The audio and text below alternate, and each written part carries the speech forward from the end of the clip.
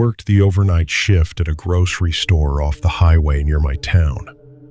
It wasn't a terrible job, just exhausting. After midnight, the place always felt weirdly empty, even when people were inside.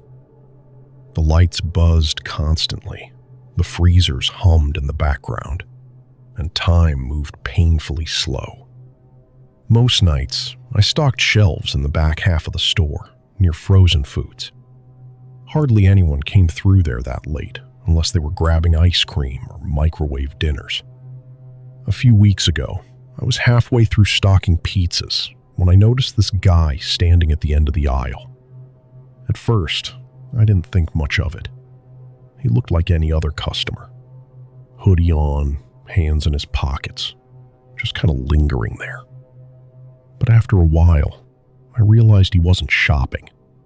He wasn't looking at prices, wasn't carrying a basket, wasn't even pretending to browse. Every time I looked up, he was somewhere nearby. I moved to another aisle, and a minute later, there he was again, just standing there watching me through the shelves. I remember trying to convince myself I was overreacting. Working nights messes with your head sometimes. But something about him felt wrong. He'd look away the second I noticed him staring, then slowly drift closer again.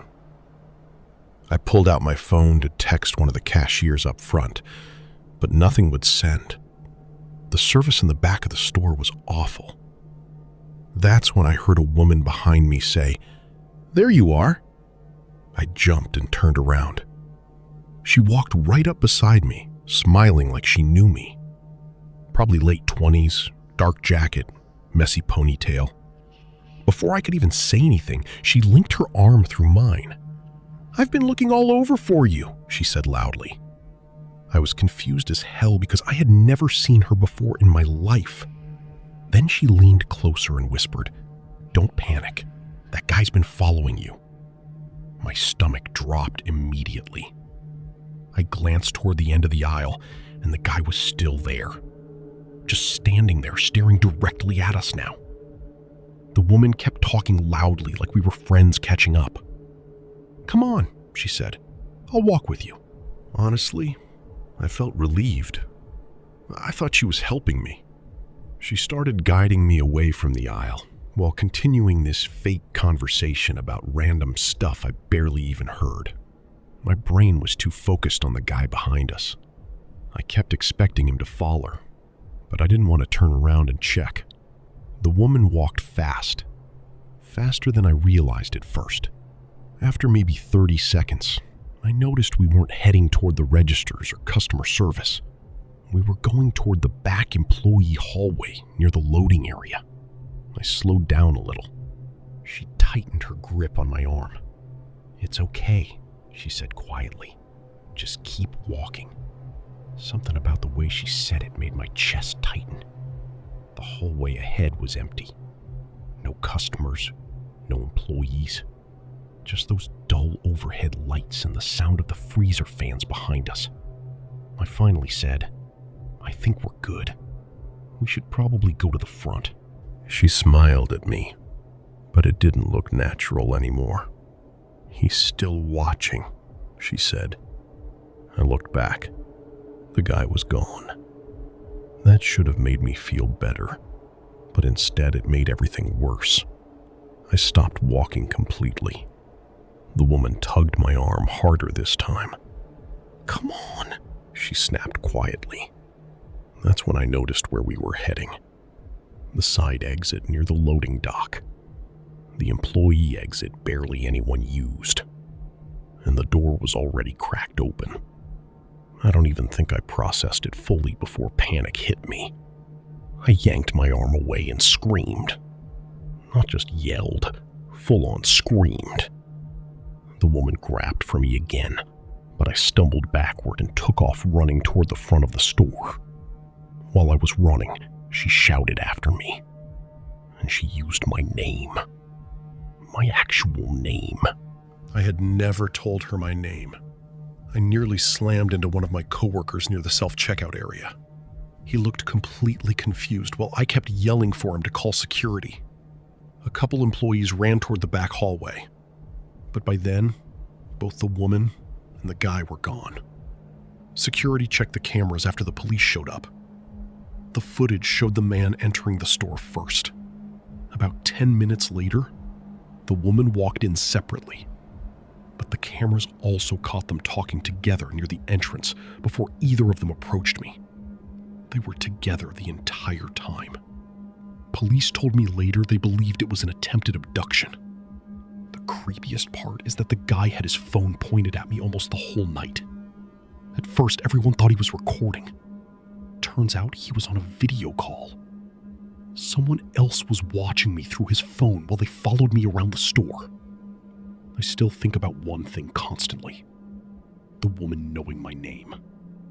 Not my nickname from my name tag. My full name. That's the part that still keeps me awake sometimes, because it means they didn't just randomly pick me that night. They came there looking for me specifically.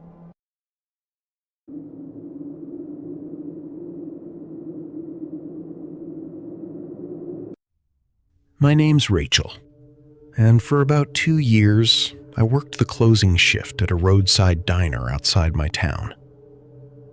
It was one of those old places that never really changed. Red booths with cracked leather seats, flickering neon signs in the windows, cheap coffee, and regulars who came in every night at the exact same time. The diner sat right off the interstate, so we got a weird mix of customers. Truckers, drifters, exhausted families, drunk people from nearby bars. Most nights were quiet after midnight, especially during the week. Usually it was just me, the cook in the back, and maybe one customer sitting in a booth, half asleep over a cup of coffee. I actually liked the job.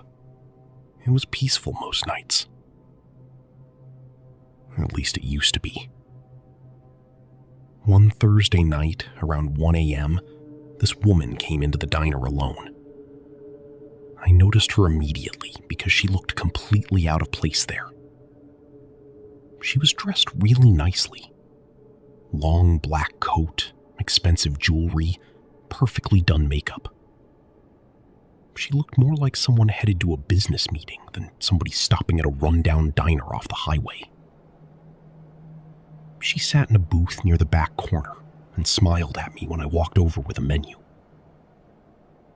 Her smile seemed normal at first, but there was something overly practiced about it, like she'd rehearsed it. She ordered coffee and started making conversation almost immediately. At first, it was harmless, asking how long I'd worked there, whether the night shifts were difficult, stuff like that. She was very polite, calm voice, never rude. But after a while, the questions started feeling strange. She asked whether I usually worked alone, asked if the cook ever left before me, asked what time I got off. I gave vague answers and tried steering the conversation somewhere else, but she kept circling back around to questions about my schedule. The whole thing made me uneasy.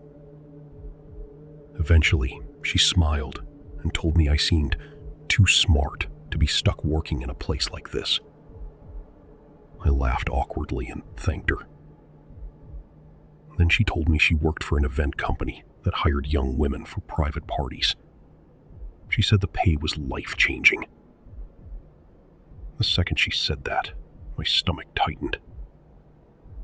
I'd heard stories online about trafficking setups that started exactly like that.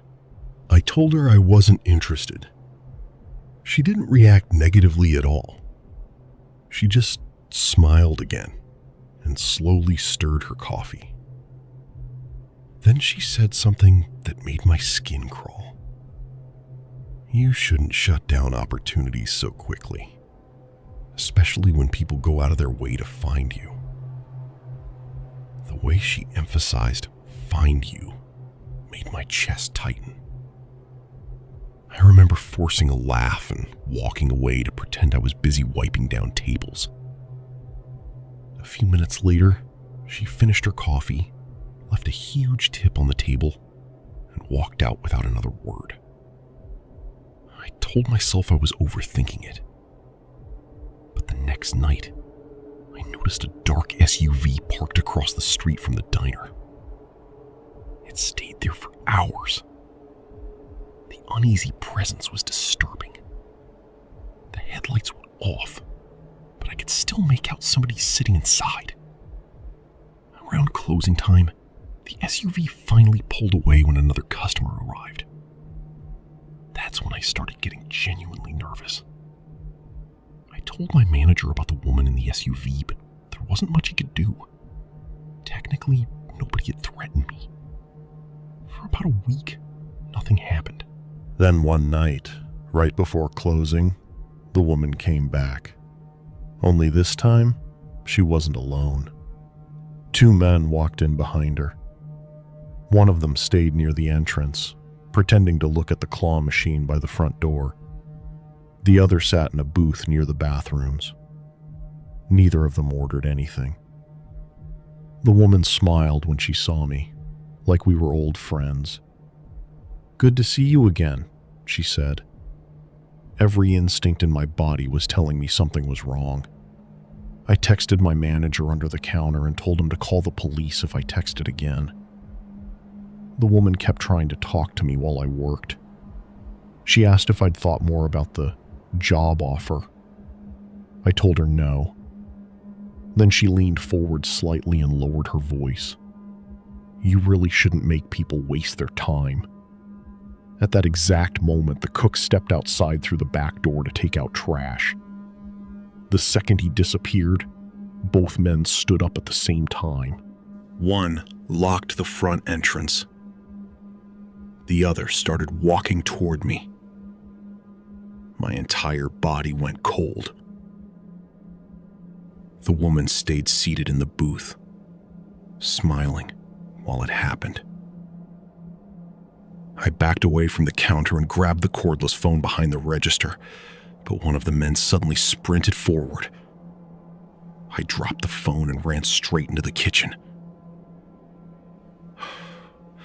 I could hear them coming after me. Pots crashing.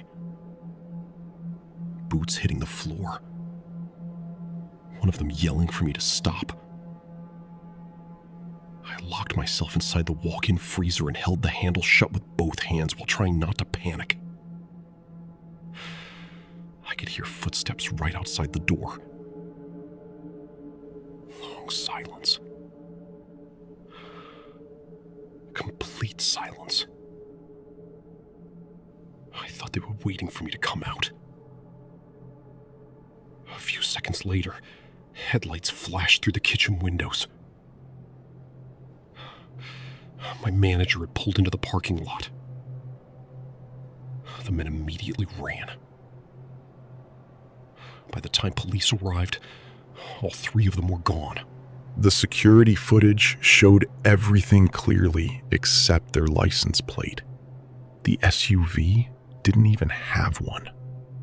Police later told me they believed the group had been targeting women working alone at late-night businesses along the interstate. What still bothers me most is one thing the woman said before she left. While the police were reviewing the footage, they caught audio from the diner cameras. As she walked out the door, she looked directly toward the kitchen and said, "We almost had her."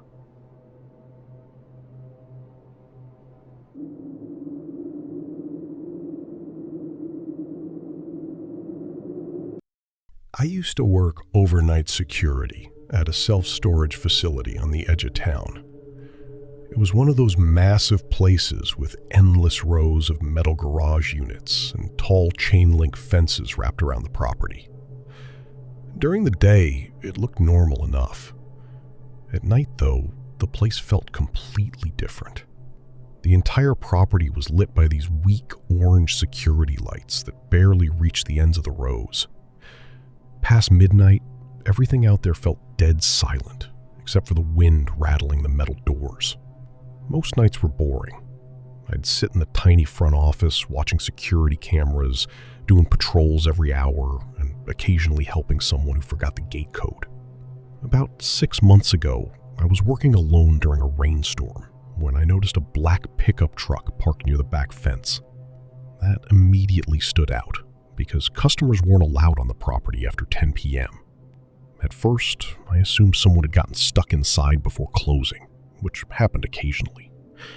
So I grabbed my flashlight and drove the golf cart toward the back rows to check it out. The farther I got from the office, the darker everything became. Rain was hitting the metal storage doors so hard it sounded like whispering all around me. When I finally reached the truck, it was empty.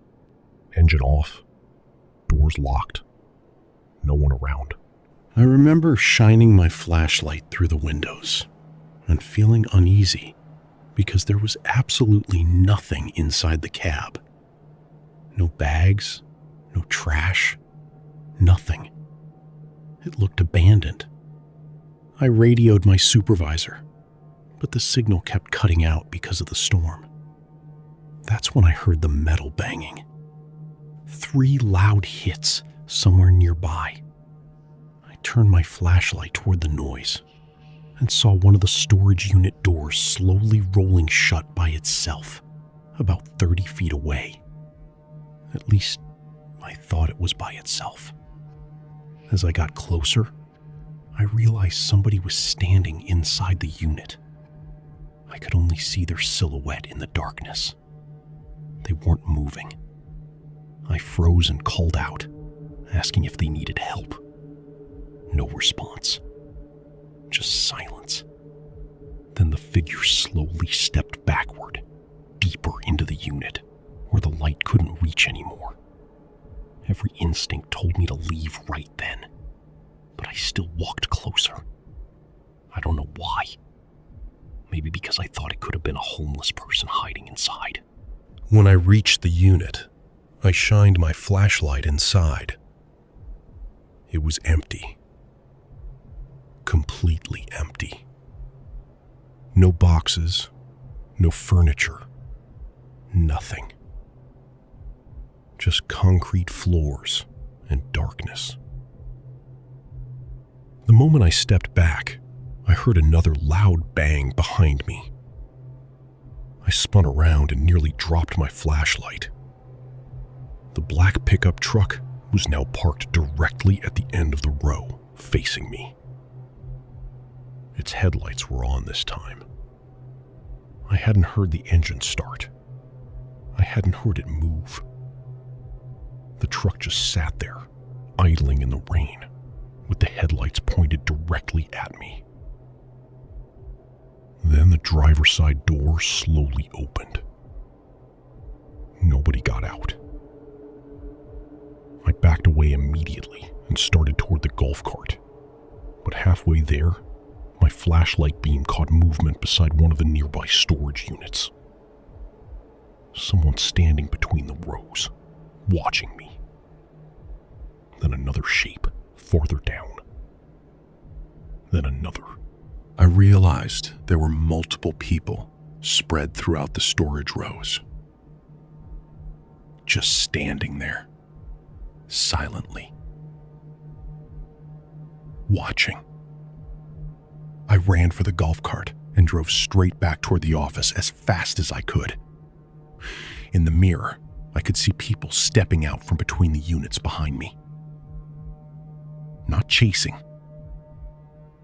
just watching me leave. The second I reached the front office, I locked myself inside and called police.